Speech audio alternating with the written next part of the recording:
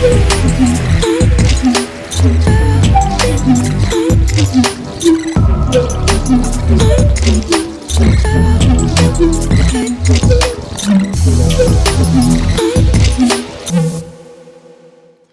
hey, thank you again for joining me. I am Chris. I'm the pastor at Compass, and it's great to see you here today. And there are things that we take at face value as being right and wrong, things that are okay and that aren't. Things like don't lie, don't cheat, don't steal. But like an iceberg, sometimes there's a lot more beneath the surface of right and wrong than I think we realize, especially when it comes to Jesus and what he taught. So last week we started with the new message series where we are exploring one of the most difficult and challenging sections of Jesus' teaching that I think, honestly, he ever gave. And so if you missed last week, it really is worth getting caught up on our website or podcast. You should check that out just wherever you're watching this right now. But last week we talked about how, with just a few statements, Jesus set himself up as the lens through which we look at all of the Bible. I mean, check out what he said in Matthew 5:17. He said, I didn't come to abolish the law of Moses or the writing of the prophets. No, I came to accomplish their purpose. Okay, so this is a window into how Jesus saw himself, into Jesus, what he thought about his role in the world. And Jesus believed that he fulfilled the purpose of the Jewish scriptures, what we would call the religious rules of the Old Testament. Now, this is important for us to grasp because one of the biggest questions I think that we have as religious people, and you probably have asked yourself this too, it's this: what rules am I supposed to follow? Right? I mean, I want to know exactly where my boundary lines are so I can make sure that I'm doing the right things and that I'm not doing the wrong things. And these are exactly the kind of barriers that the Jewish law set up. But Jesus didn't just fulfill the law, Jesus redefined it. Matthew 22:37, we talked about this last week. Jesus says this: love the Lord your God with all your heart and all your soul and with all your mind. This is the first and greatest commandment. And the second is like it: love your neighbor as yourself. And this is the kicker. He says this: all the law and the prophets hang on these two commandments. So in Jesus, all of these old facets of rules-based religion are gone now. And in its place, Jesus set up a new law, a law of Jesus: love God and love your neighbor. So according to him, literally all of the Old Testament law is covered if we just love God and love other people. But this is complicated by the fact that it feels a little broad, right? I mean, what does that even mean? What does it look like? Nobody wants to get this wrong, so it feels like we should have maybe a little bit more specific information on how this plays out. And if that's true, I have some good news for you, because Jesus didn't just come and blow up the rules of religion. He goes on to give us some examples of how we are to live under his new law. And over the next several weeks, we're going to dig into what he shows us so we see more than the tip of the iceberg when it comes to living our lives the way that God would have us live. And all of this starts in Matthew 5, verse 21. Jesus goes on and he says this: you have heard that our ancestors were told, you must not murder. If you commit murder, you are subject to judgment. But I say, if you are even angry with someone, you are subject to judgment. So have you ever read one of those BuzzFeed lists that shows like the weird way people eat and use food, or, whatever? I mean, for example, this is one of the things I found. Most people use bananas for eating.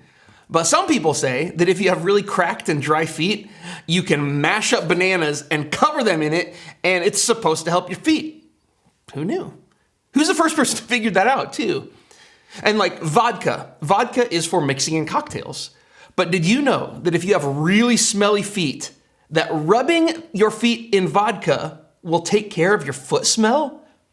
I mean, you've also heard it said that peanut butter goes best with jelly, but there are some people who say that a peanut butter and pickle sandwich is the bomb. Now, I haven't tried it. I don't know if I'm gonna. But somebody out there is taking an authoritative position that the way we've been using these things is not the best way. And Jesus is doing the exact same thing here. You have heard.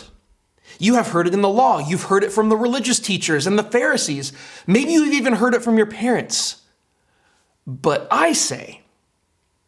So now before we even get into the real meat of what Jesus is saying here, it's really important for us to pause here and understand that he is claiming the authority to interpret and define how the Jewish law and the rules of religion are supposed to be lived out. Now, this is like the equivalent. Imagine if we had a guest speaker come to Compass and he was like, you've heard Chris say that this is how you serve God, but I'm telling you, he's wrong. He straight up missed it. That's what Jesus' audience would hear, particularly the religious leaders and teachers in his audience.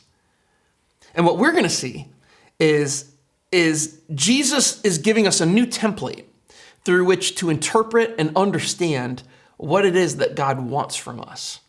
He continues on, Matthew 5:21 through 22. He says, you have heard that our ancestors were told you must not murder. If you commit murder, you are subject to judgment. This is obvious. We know this. But I say, if you are even angry with someone, you are subject to judgment. If you call someone an idiot, you are in danger of being brought before the court. And if you curse someone, you are in danger of the fires of hell. Now, I think we can all agree that murder is wrong. Like, we don't even need that to be one of the 10 commandments to instinctively know that it's just something that you don't do. But apparently, according to Jesus, that's not strong enough. See, he says that if you're angry with someone, you're subject to the same judgment as if you'd killed them. I mean, did you ever get angry with somebody else? I mean, did you ever call someone an idiot? Like maybe literally every time you've driven in your car? Have you ever cursed someone out or yelled at them in anger or, given them a piece of your mind? If that's you, Jesus says that you are in danger of the fires of hell. So let's be real for a second. How can this be true? I mean, how could it possibly be true that to God, my expression of anger toward another person is equal to murder? I mean, that doesn't even make sense. And if it is true, what does it mean for me? Because, and maybe I'm just speaking for myself, I've been angry at people, like a lot. So I think our religious default setting, after hearing something like this, a really difficult statement, is to respond in one of two ways. The first way is to just ignore it and pretend like this one thing that Jesus said isn't real. It's like, oh, no, I can't hear you, Jesus. I missed that. What, huh? And then the second reaction, I think, is that we have to something like this is to feel really guilty. I mean, I've tried really hard to be good and I just keep coming up short. I already feel like I'm not good enough. And now Jesus is pointing out that I'm even worse than I thought. This response, I think it comes from a belief that deep down that what God really wants for us is to just be less bad, right? Like I start off so bad and his purpose in our life is just to clean out all of that yucky gunk that makes us so super gross so that he can just stand being around us. And I want to make a case that both of those responses, to ignore it or to feel guilty and shamed, are unhelpful and unnecessary. You don't have to ignore Jesus because what he says is too hard. And you don't have to be weighted down with guilt and shame because even though you try, you can't meet Jesus' standard. I think that Jesus, in equating anger to murder, and in doing the same over other issues that we're going to be talking about over the next few weeks, I think that Jesus is giving us a new specific target to shoot for and a new way of thinking about right and wrong. Okay, so follow me here. It's been a lot of setup, but follow me. Jesus presented the idea that if you're angry with someone, if you call them an idiot or you curse them, that you are subject to the same judgment as murder. And yeah, I mean, that's a big, heavy, and scary statement. But look at what Jesus says next in verse 23. He says, so, if that's you, if you are presenting a sacrifice at the altar in the temple, and you suddenly remember that someone has something against you, leave your sacrifice there at the altar, go and be reconciled to that person, and then come and offer your sacrifice to God. So here in the center of this passage is the response that Jesus wants us to have to anger in our lives, and what I think is the key to unlocking the kingdom ethic that he wants us to live by. And it's found in the statement, go and be reconciled to that person. So, check this out. Whenever someone was going to deal with or seek forgiveness for the sin in their lives in Jesus' day, they would have to go to the temple in Jerusalem so that they could make a sacrifice at the altar in order to atone for their sin. That was the process that everyone had to go through in order to make things right with God. Now, assuming that religious Jews took Jesus' teachings on anger to heart, then the right way for them to deal with it would have been sacrifice. But that's not what Jesus asks for. In fact, Jesus says that if you're at the altar and you realize someone has something against you, stop sacrificing, stop what you're doing immediately, and instead go and be reconciled to that person. That means this: Jesus isn't looking for guilt and atonement for the sin of anger. He's looking for reconciliation to the person you're angry with, or who's angry with you. It could go either way, because what Jesus wants to accomplish in our lives ultimately is right relationship with other people. It's for us to love our neighbor as ourselves. And Jesus drives this point home when he says this, because he would have been speaking to an audience in Galilee. Okay, that's where he would have been teaching. Galilee is about a 2-day trip away from the temple in Jerusalem, which coincidentally is about as long as it takes for us to drive to Disney World. Now imagine Jesus saying this. Imagine Jesus saying, if you are about to enter the magic kingdom and you remember that someone has something against you, I want you to get in the van and drive home and be reconciled to that person. Then you can come back and you can enjoy the happiest place on earth. That's crazy, but that's what Jesus' audience would have heard. And honestly, it's what he meant. That's how important it is to him that his followers live reconciled and in right relationship with other people. He would ask them to stop doing religious activity and travel to make reconciliation matter. And then he says this. He says, when you are on your way to court with an adversary, settle your differences quickly. Otherwise, your accuser may hand you over to the judge, who will hand you over to an officer, and you'll be thrown into prison. And if that happens, you surely won't be free again until you've paid the last penny. You see, in all of this, Jesus assumes that we're going to live in a world in which things would become adversarial between us and other people, even between neighbors and friends and family. It's the world we live in. Conflict will happen. But to him, Jesus' followers will not be people who sit in that.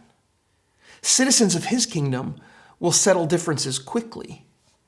They will work to be reconciled to each other. They will prioritize the love of their neighbor over obedience to religious rules. And it means this. It means that Jesus' religious rules are about right relationship and reconciliation. Jesus fulfilled the law. He redefined the law. And then here he clarified the purpose of the law. You see, this new law of Christ, to love God and to love our neighbors, is not about avoiding sin. It's not about avoiding sin anymore. It's about lifting others up. It's not about being good, but about being good to others. Look at how the Apostle Paul describes it in Ephesians chapter 4. He says this, he says, so stop telling lies. Let us tell our neighbors the truth, for we are all parts of the same body. And don't sin by letting anger control you. Don't let the sun go down while you are still angry, for anger gives a foothold to the devil. If you're a thief, quit stealing. Instead, use your hands for good hard work, and then give generously to others in need. Don't use foul or abusive language. Let everything you say be good and helpful so that your words will be an encouragement to those who hear them.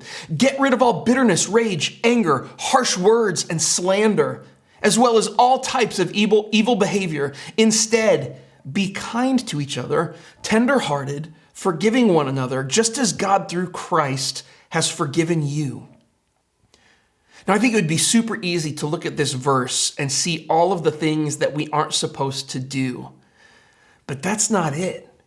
You see, Paul uses those things and he lays out those things to show in contrast what we are supposed to do, what we are supposed to be about. Check this out. The first thing he says is don't lie. And instead, Tell your neighbors the truth. Takes the negative and then he says, this is what you're supposed to do. He says, don't steal, but don't hang out and trying not to sin. He says, instead, work so that you can give generously to others in need. He says, don't use abusive language. Instead, encourage others with your words. Encouraging is the goal. And then he says, get rid of all bitterness, rage, anger, harsh words, and slander, as well as all types of evil behavior. Right? Get rid of the evil behavior, but not because you're bad, because instead, I want you to be kind to each other. I want you to be tenderhearted. I want you to forgive one another. Maybe you need to stop carrying guilt and shame because you feel bad.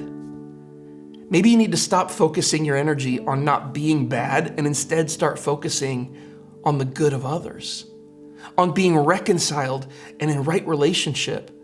Because being in right relationship and reconciled to other people is more important than what you give, more important than what you sacrifice in worship to God. And this is so freeing because Jesus isn't trying to beat you up for not meeting an impossible standard. He's using the standard to help us see what really matters to him. And that's our love for our neighbor and how it's expressed. And this is really the overarching message of this series. This makes up the majority of the icebergs that are underwater that we can't see. And seeing everything that Jesus taught and commanded through the lenses of loving your neighbor is exactly how Jesus wants you to see it. So today, as it relates to anger, just ask yourself this. Does my anger towards others outweigh my desire to have reconciliation?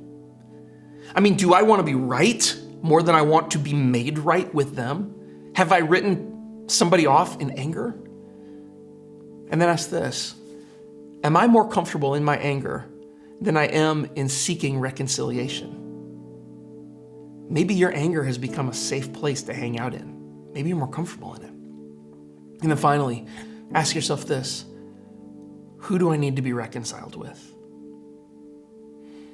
As you ask yourself these questions, I hope that as we listen to Jesus' teachings and this crazy outlandish statement that he makes, that anger will be met with the same judgment as murder, that what Jesus is really doing, that what he's really saying and what he's really pointing us to is the fact that he wants us to not be angry, but that he wants us to be reconciled.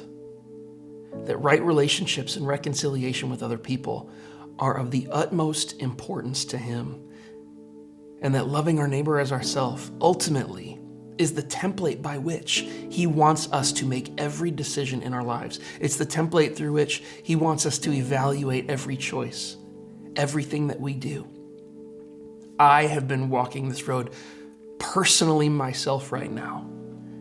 And I can tell you that when you take the Jesus view of Scripture and the Jesus view of the world, the guilt, the shame, the judgment that you've held for other people, all of these things fall away so quickly.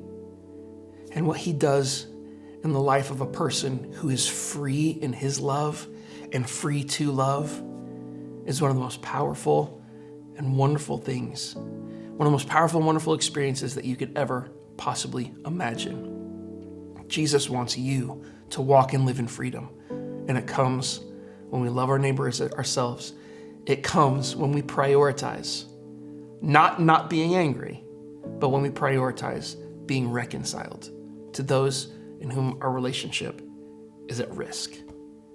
I hope you can apply this week. I hope you can ask yourself these questions. And I hope that as you do, that you'll start to see reconciliation and healing happen in your relationship, that you'll feel some guilt and shame fall away from yourself, and that God will move in a powerful way in your life as he's done in mine. I can't wait to see you next week as we keep talking about some pretty scary and dangerous icebergs in our lives that Jesus wants to point out to us. I'll see you then.